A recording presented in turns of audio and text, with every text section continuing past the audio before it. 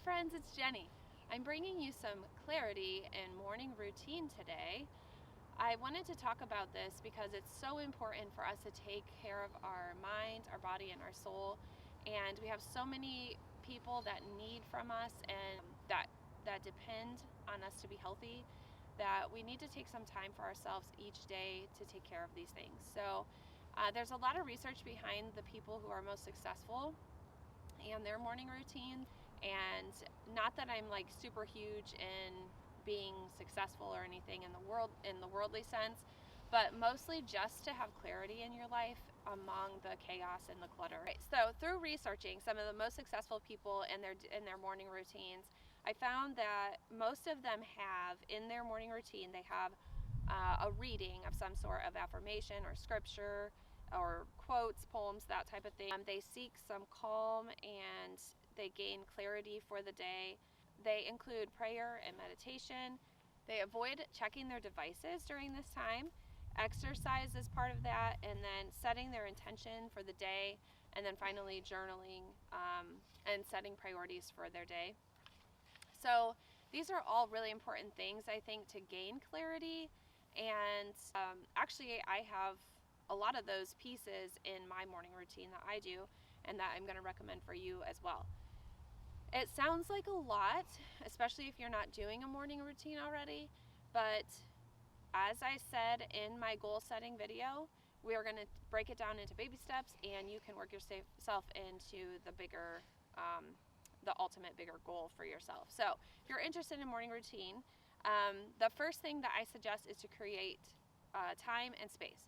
So if you're anything like me in the past, I would wake up at I needed to leave the house at 7. I would wake up at 6:15 or 6:30, rush around, try to get the kids ready, do everything I could in that small amount of time because I always showered in the evening. And it was just such a stressful way to start my day. And since I've done my morning routine, it has been so wonderful to just have that clarity and the vision for my day, and then I have the time I need. So anyway, creating time and space for your morning routine. So this would be 15 minutes to 2 hours, just depending on where you're at and what you want to add to your morning routine. I would suggest before anybody else is awake. It's just your time in the quiet, in the peace, and a peaceful environment, someplace in the house where you feel comfortable. Second is, what do you want to put into your morning routine? What's most important to you? If you need to start out with one thing, what is it that you really want to add in there? My recommendation, and I think what's most important about the morning routine, is actually doing at least the prayer meditation and the journaling, and maybe even some scripture reading or some affirmation reading of some sort. These things are going to bring clarity to your life, a lot of healing, and a lot of positivity that I think that everybody needs in the mornings, or all the time really, but just in your morning routine. And so if you need to just minimally add something, and if you're just adding 15 minutes in the morning, I would do at very least some journaling and scripture reading. Third thing, after creating your time and space, finding what's most important to add to your routine, you want to get prepared to actually execute. So you want to find a quiet place, get that place prepared the night before, comfy space, the book or devotional Bible that you're going to be reading, the journal, an awesome pen. I always make sure I have a pen that I really enjoy, and then decide what are you going to eat or drink during that time. For me, it's always coffee. And if you're going to exercise, set out your clothes or wear them to bed so that you have them on when you wake up, and just to be prepared in that way. So basically you're laying everything out so you have everything prepared, so you don't have to take time to prepare that in the morning. Fourth, go after it. So now we have a plan, we have a very detailed plan for your morning routine, so we're going to start. So to do this, you've got to do the timepiece. So you're going to take your alarm and set it for about 15 minutes earlier than you normally do. At some point you may want more than 15 minutes, and that's okay, but we're doing baby steps, so we'll get there by adding 15 minutes here and there. So you're going to set your alarm 15 minutes early. The key to getting up is to not think when you wake up. You literally hear the alarm and boom, get out of bed. Do not allow your brain to think and give you any excuses whatsoever to stay in bed. So this is how you're going to train your brain to continually get up 15 minutes early. So you get up 15 minutes early, you go to that comfy place, or you start your exercise or whatever it is. And then after you get into the routine of this 15 minutes, if you wanted to add more time, you could do that by 10 or 15 minute increments every few days, and eventually get to the point where you're at a couple hours before everybody gets up for the day. I will warn you, one thing about the morning routine is it's very addictive. You will find how much you really enjoy this and love it, and you're going to crave it. So once you get 15 minutes, don't be surprised if you want to have more, because it is just such a great time for your soul, such a great time for your mind, and it just really refreshes you and gets you ready for your day, and you just feel so much more prepared. So I want to talk a little bit about the habits that I mentioned in here. 4 things that I mentioned that I wanted to break down a little bit more. So the first one is journaling. So you have your journal in your awesome super pen. I always try to get a journal that really means something to me. This year's journal so far, I had my daughter Addison create it for me. She drew on it for me. So that's extra special for me. But basically, there's a lot of research behind journaling and how it helps us in our thought process and helps for healing and for clarity and those types of things. It is a good time for you to just get down everything that you're anxious about, everything that you are stressed about, everything you're worried about, and just really pour your heart out to God, just to get it all down and out there. And it's just so healing to do that. So journaling is really going to be beneficial to you to kind of get things out and organized and get it out of your brain so that you know that you're working through those things. And the really cool thing about journaling is you can look back and you can see what God's done in your life and where He's brought you, how far He's brought you, and the different things that you were dealing with, how He just had provision for all those things. So some suggestions if you're just getting started with journaling and you're just like, I have no idea what to write. Here's 3 things that I recommend, and I actually learned these from my coach. The first thing is just jotting down 3 things you're grateful for, which can be really hard these days.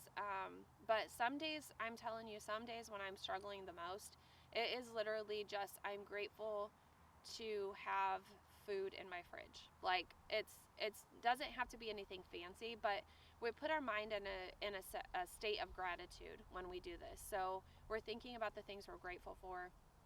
So 3 things we're grateful for. 3 mindset focuses for that day. So if you struggle with staying positive during the day, or saying kind words or anything like that, so you're just focusing on 1 to 3 things in the mindset that you want to focus on. So you may say, okay, today I want to have a positive attitude about this meeting I'm going into. So you're really just focusing on how can I have that positive attitude today and change my mindset to see it as a positive thing rather than a negative thing. And then the last thing is 3 priorities for the day. I do this almost every day because I used to make, and like I talked about in my goal setting list, I used to make lists of like 20 things I wanted to get done that day, and at the end of the day I would get like none of it done.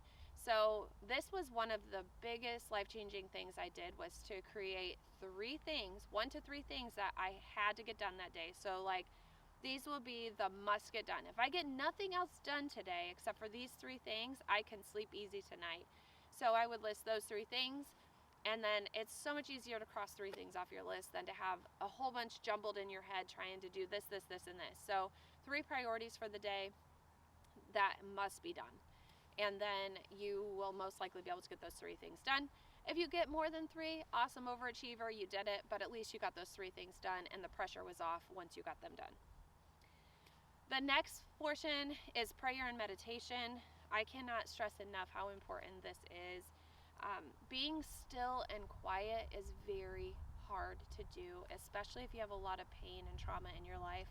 Not something you want to do very often and live with.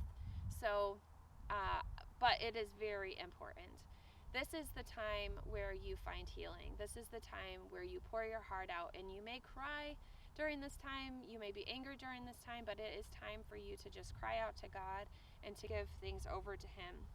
There's a lot of scripture around this, just talking to us about being still. And so I wanted to share some of that scripture with you. Psalm 46:10 says, "Be still and know I am God." Psalm 37:70 says, "Be still before the Lord and wait patiently for Him." And Psalm 62:5, "For God alone, O my soul, wait in silence, for my hope is from Him." So there's several more, tons and tons of verses.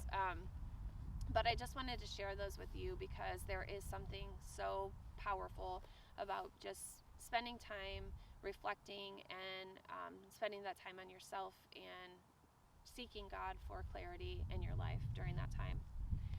The last thing is exercise. So I know that some of you maybe wanted to start that this year and that kind of thing. So this is really important for your body and your mind. Exercise is so good for you in every single way. So this could range from walking to heavy lifting. Plan a time for it in your morning routine and do it. Don't give yourself excuses. Just if you want that as part of your morning routine, you just do it. You're going to have to get up and do it. Make the plans. Like I said, wear your workout clothes to bed. That's one less thing to do in the morning. On the mornings when I run, I always set out all my running stuff ahead of time and have it ready to go. So there's just so many benefits to starting your day like that, and it gives you great clarity, and also it just physically causes you to be more productive and active during the day, and alert. So really great benefits to that. So let's put this all together. My morning routine basically consists of, I wake up between 4 and 4:30 in the morning. This gives me a solid hour and a half to 2 hours before my family is awake, and my alarm goes off. I force myself to get up immediately. I sleep in my workout clothes. To me, that's just easier. That's just one less reason to give myself an excuse. So I brush my teeth, and while I'm brushing my teeth, I check the weather. So I actually get on my device for a little bit, but I have to check the weather to see what to wear how to layer for my run. And then I put my shoes on. I literally walk out the door. After I put my shoes on, walk out the door, I run, walk back in the door, go to my garage, get my workout done, and then I have my breakfast while I am doing my God time. I call it my God time. So this is where I'm reading my devotional, which I got in the mail, which I'm super excited about. I had that in my last video. The Mockingbird Volume 2, Daily Grace. I read that. I read another devotional that I have, and then I journal, pray, get into the Word, the Bible, and then I don't want to forget to mention, while I'm running, I'm so excited. Bridgetown Daily is back, and I will put a link in the show notes for that, but it is amazing. If you guys have 10 minutes to put in your morning, this is where it's at, I'm telling you. So I do listen to that while I'm running. Then I feel like after my morning routine, I am ready for the day. I am energized. I have clarity I need. I have my priorities set, and I can go into my day with a Christ-centered focus. And not that it always stays there, but there's a lot that I fail at during the day, but at least I start my day with Christ in mind and knowing who I am, where I'm from, and just trying to achieve what God would have me achieve during the day. So that's kind of what I do in the mornings and my morning routine. Like everything, guys, as I said in my goal setting video, we take baby steps. Like, this is not going to happen overnight. It took me a long time to get to the point where I was waking up at 4 in the morning. It was probably a whole 2-year process. So give yourself some time and really focus in on what your main goals are and start small with that little 15-minute window. So I'd love to hear what your morning routine is. If you already have one, comment below. Or if you need some help with that, also comment below. I'd love to reach out to you and help you with your morning routine. If you like what you heard and you've been enjoying my videos, make sure you subscribe. I hope this helps you guys find some clarity in the clutter of your life and you can start a morning routine, I would love to share with you the clarity that I found in my clutter this week. So check it out.